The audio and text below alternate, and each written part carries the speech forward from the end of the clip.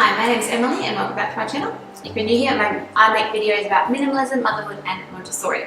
Welcome to my laundry room makeover. But before we dive into that, just forgive me for a little bit of a life update. So I started filming this video for you back in like late October, early November, when I was about 28 weeks pregnant. And I filmed the bulk of it and did the majority of the reorganisation. And then I thought, no, I'm going to wait and finish the video until I've got these new products that I've ordered and I can have it all perfectly lined up and labelled and everything's just right. And so those things arrived. And then I had a premature baby. So my little bub was born at 34 weeks and 4 days, which obviously threw a spanner into the works of everything in life. He spent 3 weeks in the special care nursery, but he is home, he's doing great, he's wonderfully healthy. I'll insert a picture of him. His name is Lincoln and we are just absolutely in love with him. But it means that everything else kind of got very much derailed. So this is kind of part 2 of the laundry update that I have just managed to finish now. He'll be 2 months old this week. It's a bit of a mishmash, and if you see footage of me pregnant and then not pregnant, that is why. So stick with me. I hope you enjoy seeing some organisation and seeing how I'm getting that room functional for our growing family of 5. So this is the organisational hell that we are starting with in the linen cupboard. Excuse the baby noises. Let's see if we can fix this up.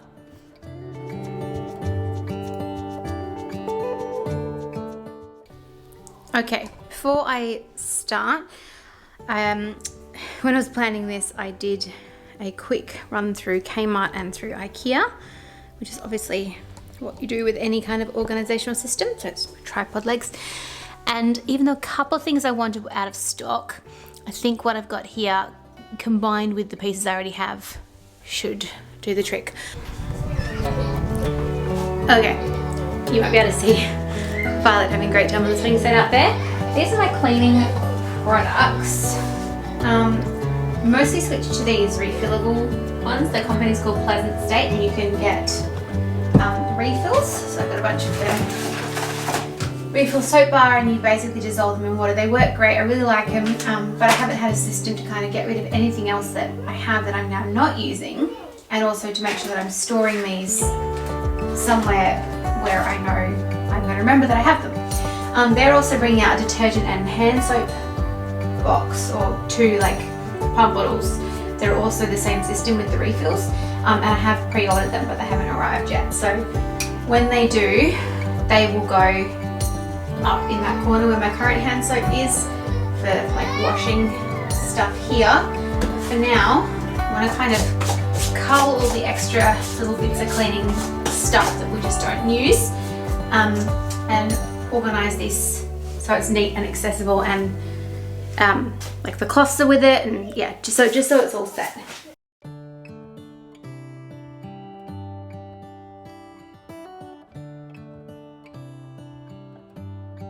I just screenshotted the graphics from the Dirt Company website showing you how much to use per load, and then their recommendations for cloth nappies while we kind of learn the new routine, because using Omo Sensitive for what, nearly 4 years, it was very much an autopilot. So this is going to be a learning curve, and I wanted to make sure that particularly when the baby comes and there might be other people helping out with laundry, that it's really spelled out. The change pad. And then I got this in my order of the dirt detergent, which is a stain guide. So I've got that up there too. I'm really hoping these frames stay stuck to the wall. The Velcro command hooks were being a right pain. Sink washing stuff, again, really just trying to keep as much of stuff off the counters as possible so that they're easy to wipe off just the grime. Washing up gloves, which I need to be better about using because my fingers are like, they make me look like I'm 90 years old. They're disgusting. So yeah, really stoked with how that turned out. The before picture of this was just a nightmare and I hated putting stuff away in here, and now I'm pretty chuffed. And it's just gonna make life a lot easier and a lot more idiot proof for the people who might try and use it who aren't me. Okay, so this is where we're at. This is the latest incarnation of the washing basket system. This up the top is a bunch of dry laundry that needs to be sorted and put away. Well, that went well. baskets I'm going to use for adjusting our cloth nappy system, which I will show you later. And then we have our dirty nappy basket, our general washing basket, and down the bottom I've got a basket for delicates or stuff that I want to stay really, really white. And then dark stuff, mostly stuff that needs to be washed separately before it goes into a normal wash. We've still got our kids' cleaning tools over here for our little Montessori kiddos. But what I really like about this system, and the reason I copied it from Dawn from the Minimal Mum, who is amazing obviously, is that it's off the floor. So our little robot vacuum can go underneath it. It doesn't need to be moved, and it doesn't get in the way of, say, the door opening, because we'll use this primarily for the kids going in and out. And then the washer and dryer up this end. Thankfully we have now replaced our dryer, and we have one that functions a little bit better, and we don't need to open the door while it's on for fear of the whole place steaming up. Another thing that has changed is I have put our swimming gear down here. Again, needs a little bit of maintenance tidying, but bathers on the top shelf in these divided containers, swim toys and floaties, our swimming towels, and then just a random laundry bucket that needed a home. And then up here, again, more stuff to put away because I've gotten really behind with the laundry. That was stuff that we bought for, or Reese bought for the laundromat at one point. The refillable detergents that we are now using, which is really good, I really like it. However, we are running really low and the package of refills is on its way. So I think when you do something like this, you do need to make sure that you work out your timing pretty accurately. And the cloth nappy system that's about to get an overhaul, because as you know, we are now in nappies for 2 babies, and that requires a little bit of a rejig. Speaking of nappies, it's another addition. So when you do cloth nappies, you need, for want of a better word, a poop scraper, because when you have nappies that have solids on them, you need to be able to sort of scrape them into the toilet. And anything we've used in the past has been a little bit too flexible, or just gotten to the point where it really needed to be thrown out. So this is what we've landed on. It's a stainless steel pastry cutter because it was very, very rigid, and also can be sterilized with boiling water and whatever to make sure it's thoroughly clean. But I did make sure to label it very thoroughly, just in case anybody wondered why a normal kitchen implement was in the laundry and decided to put it back in the kitchen. We can have no part of that.